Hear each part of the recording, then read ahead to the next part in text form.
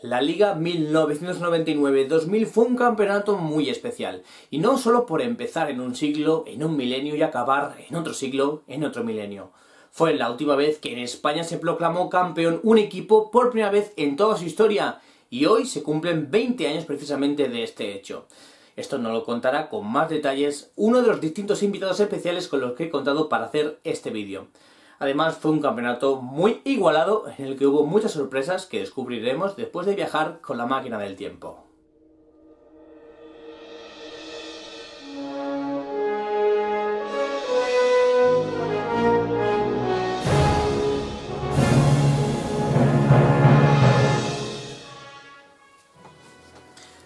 Esta quizás haya sido una de mis temporadas favoritas, en especial por la cantidad de equipos a los que tengo aprecio componían la primera división.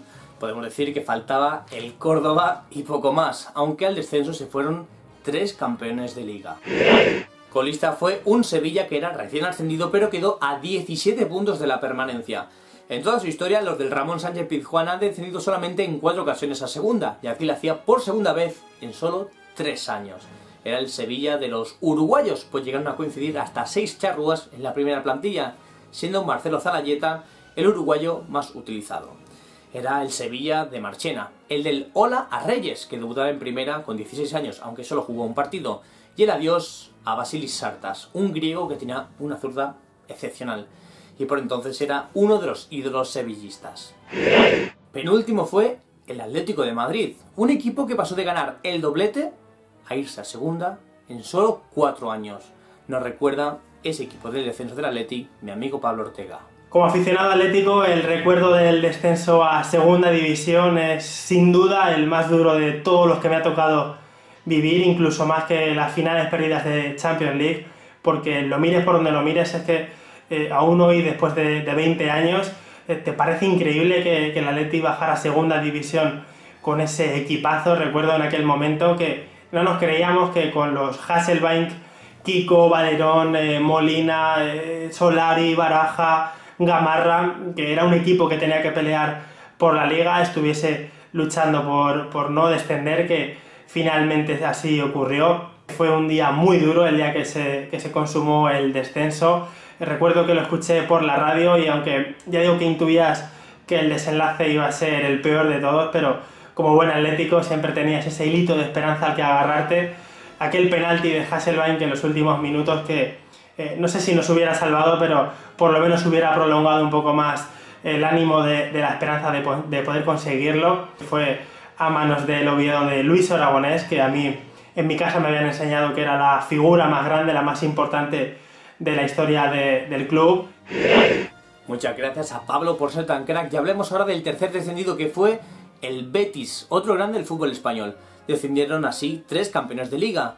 Doble descenso de equipos sevillanos, precisamente en el año en que se implementó un tercer descenso de manera automática, eliminando la promoción entre equipos de primera y segunda, de la que por cierto hablaré muy pronto en este canal, así que si no te quieres perder historias de una promoción a primera división, suscríbete ya y dale a la campanita de notificaciones. Ese Betis, que inició la temporada con Grigol, no se reforzó demasiado bien. Llegaron los argentinos Diego Crosa, Sebastián Chirola Romero y el eslovaco Karhan, que quizás fue el único que hizo un año decente, pero en plantilla había cracks como Alfonso, Finidi, Filipescu, Prats o de Nilsson. Y aún sorprenden más estos descensos si vemos que el primer equipo que se salvó fue el Numancia, con todos mis respetos. Y es que el conjunto soriano, que años atrás había maravillado a España con su fantástica edición de la Copa del Rey, no dejaba de ser un debutante en primera, y después de solo 2 años en segunda. Además, Andoni Goicoechea era el nuevo técnico después de la marcha de Lotina a Osasuna, y tenían 20 caras nuevas, entre las que destaco a Constantin Barbu, Pacheta, Nagore o el argentino Perico Ojeda, o un par de uruguayos que rindieron muy bien, Álvaro Núñez y Diego Jaume, así que parece que hasta en esto fueron mejores que el Sevilla. 16º fue el último Real Oviedo que permaneció en primera. Ojalá muy pronto los podamos volver a ver de vuelta en la máxima categoría, aunque parece ser que aún tendremos que esperar, y eso que ya ha llovido desde entonces. Fue precisamente el último año del viejo Carlos Tartiere. En la plantilla también había un puñado de mitazos también del fútbol de los 90. Albert Nach, Iván Iglesias, Tito Pompey, Paulo Bento, Esteban Deli Valdés, Juanchi González. y Peter Dubowski, que lamentablemente después de conseguir la permanencia fallecía el 23 de junio del año 2000. Podemos decir incluso que desde entonces el Oviedo entró en una mala racha increíble que deportivamente aún perdura. El Racing del paraguayo Gustavo Benítez se reforzaba con Manjarín, Espina, Lemens o Sigurd Russell, un jugador muy deseado por los cántabros en anteriores mercados de fichajes, sumados a la base que tenía la plantilla como Amavisca, Tais, Vivar Dorado o Munitis, hicieron un equipo muy vistoso, un equipo que jugaba bastante bien, a pesar de acabar 15º. De hecho, el máximo goleador de esta temporada estaba en esta plantilla, Salva Ballesta, que anotó 27 tantos. 14º fue un español que acabó en la Copa de la UEFA gracias a la conquista de una nueva Copa del Rey con el recordadísimo, el mítico gol de Tamudo a Toni Jiménez. Tras la destitución de Miguel Ángel Brindisi, otro mito, un hombre de la casa, como Paco Flores, tomaba las riendas del equipo de cara a la segunda vuelta. Un conjunto blanco-azul que había hecho una plantilla nueva y fichajes de dudosa calidad como el húngaro Molnar o el chileno Santís. Había ascendido a un montón de chavales del B.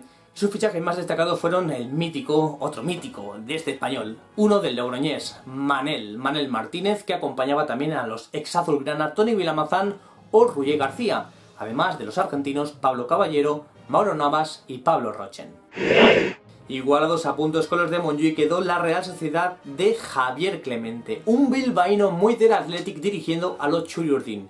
Habían perdido a la gran figura Darko Kovacevic, que se había ido al Juventus, y su sustituto fue un colombiano llamado Bonilla, que se estrenó con un doblete en casa en Anoeta ante el Atlético de Madrid, pero acabó la temporada en segunda con el Salamanca. Su sustituto en el mercado de enero fue el lituano Jan Kauskas. No hace falta decir nada más. La Rosaleda, Málaga, volvieron a tener un equipo en primera tras casi una década después de que el Málaga Club de Fútbol ascendiera desde Segunda B a la máxima categoría en solo 2 años. Los de Joaquín Peiró, debutantes, por tanto, en la Liga de las Estrellas, hicieron un buen año, pero tampoco es de extrañar porque se reforzaron bastante bien. Coque Contreras, Rojas o el uruguayo Darío Silva, que se salió. Fue la temporada del adiós de Luis Fernández al viejo Samames, al Athletic, un club que, fiel a su filosofía, se reforzó con mayoría de jugadores de segunda división, entre los que destacó Tico, un jugador que venía de Osasuna, prometía mucho al principio pero luego se fue diluyendo. Aún así le valió para quedar en media tabla sin pasar muchos apuros. El primer Mallorca post-Cooper estrenaba nueva casa, Son Moix, un estadio bastante frío, sobre todo si lo comparamos con el bonito Lluís Sitjar. De hecho, su estreno oficial fue ante el Molde noruego en la decepcionante eliminación en la previa de la Champions.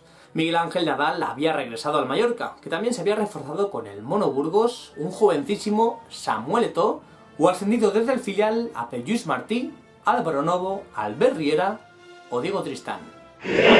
Noveno fue el mejor Rayo Vallecano de la historia, hasta esa fecha. De hecho, le valió para estrenarse en Europa en la temporada siguiente, aunque mediante el fair play, todo se ha dicho. Arrancó de manera excepcional con 4 victorias consecutivas que le auparon al liderato absoluto. Jornada cuarta, Rayo líder. En el debut de Juan de Ramos en primera. Sus fichajes más destacados eran Elder del Paris Saint-Germain, Gerhard Pottner, el alemán famoso por su coletita, Ferrón, que venía del filial del Barça. Cómo olvidar al mítico portero estadounidense Casey Keller del Leicester City. El Valladolid se quedó con la miel en los labios de volver a Europa. Quedó un puesto por encima del Rayo, que como dije, fue a la UEFA mediante el fair play y con los mismos puntos que el séptimo clasificado. Su técnico también era un debutante en la máxima categoría, Gregorio Manzano, que había pasado de entrenar al Talavera en Segunda B a plantarse en primera en solo 2 años, tras la escala en el Toledo en Segunda A. La cesión del Real Madrid de Rodrigo Fabri fue muy destacada, pero eclipsada por la aparición de Sojiyo, el primer japonés en militar en la Liga Española. El Celta volvería a conseguir un nuevo billete para Europa, ya que esa misma temporada también había jugado la Copa de la UEFA, llegando hasta los cuartos de final cuando fue eliminado por el Racing Club de Lens. Los de Víctor Fernández se reforzaron bastante bien. Velasco, Sergio, Juanfran, Giovanella, Gustavo López, Celades, que se sumaban a los Dutruel, Cáceres, Makelele, Carpin, Mostovoy o Revivo. Recuerdo que era un Celta que jugaba muy bien a la pelota, pero le falló la fortuna, la verdad. Es uno de los mejores Celta que jamás vi. Sexto fue el Deportivo Alavés de Mané, el del bigote, no es del Liverpool. De hecho, estamos hablando del Euro Alavés, que en la temporada siguiente llega a la final de la Copa de la UEFA ante precisamente el Liverpool. Y se reforzó con jugadores modestos, no vayáis a creer, como los veteranos Mejo Codro, Torres Mestre, el rumano Cosmin Contra, Tellez, que regresaba a la disciplina alavesista, los argentinos Martín Herrera y Astudillo, que fueron piezas muy importantes en Vitoria. De hecho, el arquero fue Zamora esa misma temporada. Y un tío que debutaría en primera con 25 años, Javi Moreno, que había aprovechado muy bien su cesión al Numancia a base de goles. Hablando de goles, fue la temporada del adiós de otro mito del fútbol español, Julio Salinas, que a sus 37 años anotó 8 goles en esa temporada, siendo titular en solo 6 encuentros. Caprichos del mundo del fútbol hizo que su último tanto lo anotase en San Mamés, la casa que le vio nacer. Para conocer al quinto clasificado, mejor charlemos de fútbol con un auténtico crack, Guille Glez. ¿Qué tal, Carlos? Muchísimas gracias por invitarme a tu canal, es todo un honor, y en representación de charlas de fútbol vamos a hablar de esa temporada, de la 99-2000, más concretamente del Real Madrid, que quedó quinto. ¿Y por qué quedó quinto? Mucha gente se lo explicaría, diría, oye, ¿por qué quedó quinto en la clasificación? Básicamente porque hubo una inestabilidad al inicio de la liga con John Benjamin Tosak, no había feeling con la plantilla y el vestuario estaba muy molesto con el galés, que ya era su segunda etapa en el conjunto blanco. Lorenzo Sanz lo destituyó y retomó la rienda del Real Madrid Vicente del Bosque, su primera gran etapa en el Real Madrid, y evidentemente en Liga era muy difícil de revertir la situación en la clasificación, que llegó a estar 17º. En la jornada número 14 llegó a estar 17º el Real Madrid. Finalmente hizo un tramo final muy bueno de Liga, pero sobre todo lo que más destaca de esa temporada es que el Real Madrid consiguió la octava y por tanto la clasificación para la siguiente temporada a la Champions League. Esto, claro, que provocó que el Real Zaragoza, que quedó cuarto, no pudiera ir a la competición, a la máxima competición europea. Es lo más llamativo de todo y creo que una de las claves fue esa destitución de John Benjamin Tosak. Nada, muchísimas gracias por darme este huequito para hablar del Real Madrid, que ya sabéis que es un equipo que quiero mucho, y nada, a vosotros que os suscribáis, que le deis la campanita porque es un auténtico crack y merece mucho la pena su contenido. Muchas gracias, Guille, por tus palabras y por contar también lo que sucedió en esa temporada con el Real Madrid, donde además Lorenzo Sanz, aprovechando la consecución de la orejona, decidió adelantar las elecciones para garantizarse más años en la presidencia. Pero apareció un tal Florentino Pérez y en ese verano comenzó el madridismo robándole al Barça a Luis Figo. Y como mencionaba antes Guille, la decisión de elegir entre el Real Madrid o el Real Zaragoza como cuarto clasificado para adjudicar un billete para la siguiente edición de la Champions League recayó en la Real Federación Española de Fútbol, que como imaginaréis, pues se decantó por el equipo de la capital española. Así que el conjunto maño se tuvo que conformar con jugar la siguiente edición de la Copa de la UEFA y con una indemnización del máximo organismo europeo 5 años más tarde, después de que el Liverpool quedase quinto en la Premier y campeón de la Champions. Y la Federación Inglesa hizo lo contrario de la española. Para colmo, los de la Romareda podrían haber terminado la liga como segundos si no llegan a perder en la última jornada ante el Valencia. Tercero fue precisamente el Valencia, y eso que los de Héctor Cooper iniciaron la última jornada desde la sexta plaza, pero gracias a los goles de Pellegrino y Claudio López, el conjunto de Mestalla se impone al Zaragoza, y sumadas a las derrotas de Alavés en San Mamés y de Real Madrid ante el Valladolid, auparan el tercer puesto a los de Héctor Cooper y le dan un puesto para la siguiente UEFA Champions League, que precisamente días después jugaría la final de esa edición ante el Real Madrid en Saint-Denis. El Valencia pierde 3-0, Real Madrid gana la Champions League y provoca el follón que acabo de comentar anteriormente. Fue el tercer año de Van Gaal en el Barça, el primero sin títulos, que si sumamos la marcha de Luis Figo al Real Madrid y la nefasta gestión de Joan Gaspar, desencadena en uno de los peores Barça de la historia. Estamos hablando del Barça Orange, pues además del cuerpo técnico había hasta 7 jugadores neerlandeses en esa plantilla. Por tanto, ese Barça no pudo emular al Barça de Cruyff, que arrebató al Real Madrid las 2 ligas de Tenerife, o al Deportivo la del famoso penalti de Miroslav Jukic. Pero precisamente este año sí que sonó este himno en todas las radios. Y digo Deportivo, vamos a ganar este partido. Sería una de mis canciones más repetidas de esa época. No puedo creer que haga ya 20 años de eso. Y es que efectivamente hoy se cumplen 20 años del primer título de Liga del Real Club Deportivo de La Coruña, el último campeón inédito en España. Lo consiguió en la última jornada ante el Español gracias a los goles de Donato y Roy Mackay. Pero recordemos a ese Deportivo histórico de Javo Irureta haciendo memoria del fútbol. Pues Carlos, si me pides que te hable de la temporada 99-2000, te puedo decir que estamos hablando de la temporada más igualada de la historia de la liga. Y es que ese campeonato, como sabéis que ganó el Deportivo, lo ganó con solo 69 puntos y con 11 derrotas en su haber en todo el campeonato. Así que hay que decir que el Depor se aprovechó un poco de que Madrid y Barcelona no estuvieron en sus guarismos habituales. Ese Depor, a pesar de todo, fue un justo campeón, en mi opinión. Se alzó con el liderato en la jornada 12 y no lo soltó hasta el final de liga.